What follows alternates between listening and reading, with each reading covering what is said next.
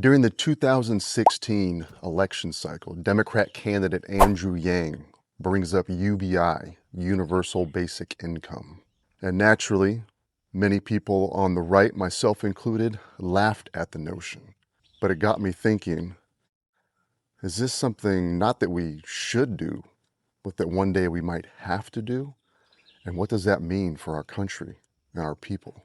Hey, if you're new here, my name is Jake. I've been a combat infantryman, a Blackwater contractor, a cop, a SWAT team operator, but the most important job I've ever had is being a father, and as of last year, a grandfather. And it is my great concern about the country that we are leaving our children. How the hell did we get here?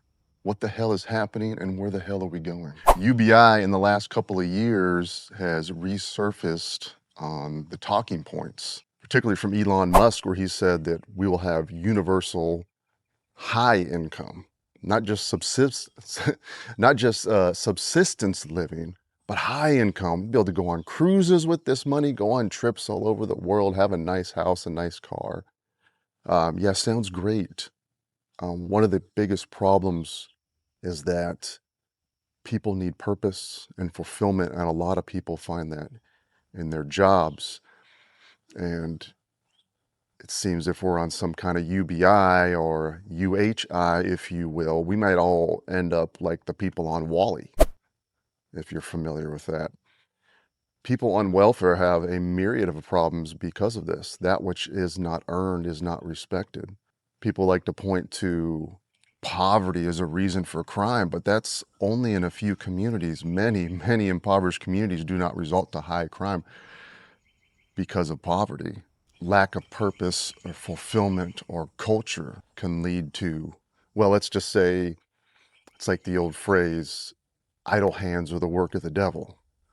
People need purpose. They need things to do. But there is a point that I think UBI may be inevitable. And why do I say that? We are a consumer-based society. All these corporations rely on us to buy their garbage. And I say garbage sarcastically because I do have a Amazon Prime addiction. I like buying the crap too. But in a future where factory jobs are taken over by robots, where trucking jobs, administrative jobs are taken over by AI and AI-driven trucks, and all the other myriad of jobs that will be taken over by AI and don't need actual people to work them, what happens to us? Now, there is a theory that has been, through industrialization and the different technologies we experienced in the 19th and 20th centuries, that for every job lost, there is a couple created with the new technology, but it doesn't hold out forever, I don't think, and AI just may be that technology which ends that trend because of the sheer number of jobs. Well, first of all, the number of jobs that have been created in an inflated economy or a bubble-type economy, it's like the guy that works on the road crew that holds the sign, that says stop and slow down, and the guy makes $25 an hour. Now, is it necessary? Yeah, it's necessary, obviously, because there's yahoos on their phones texting while they're driving, probably run a couple people over. But there is other jobs in the economy which are just, I think, bloated jobs just to fill a position.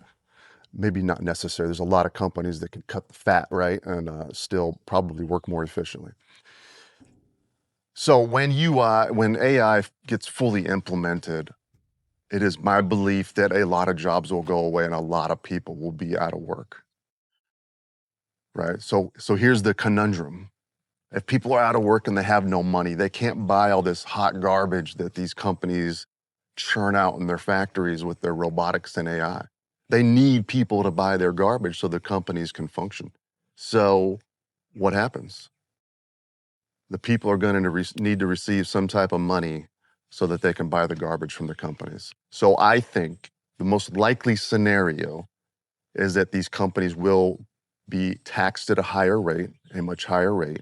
That money, like a circular firing squad, will be given to the people, the consumers, in the form of UBI payments. They will in turn use that money to buy the hot garbage from the companies who will make it and then pay the higher taxes, which goes back to the people. So it's just going to keep doing this, and society will go on. Now, obviously, the big blind spot here is that what is that going to do to our mentality? I mean, our whole civilization will change at that point. I don't have to work. Well, that sounds great. Oh, I just get to garden all day and paint pictures. I just, human experience is defined through struggle, right?